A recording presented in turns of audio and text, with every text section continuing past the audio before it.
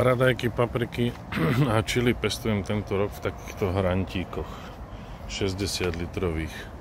A prišlo mi vhodné byť informovaný o tom, aká je vo vnútri teplota.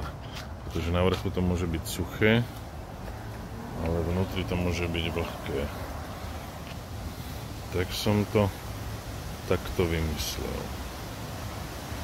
Na AliExpresse som kúpil takúto sondu za €50. Meria vlhkosť a teplotu.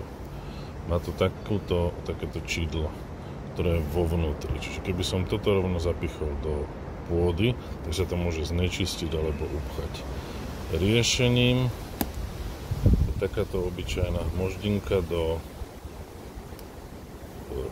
zateplenia, ktorá má takúto čiapočku. Tu som odstrihol, otočil opačne, vložil sem sondu.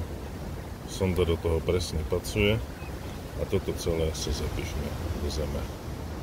Výsledok je nasledovný.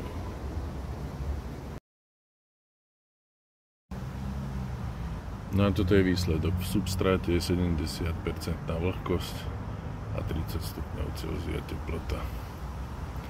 Čiže polievať nemusím. Dovidopo.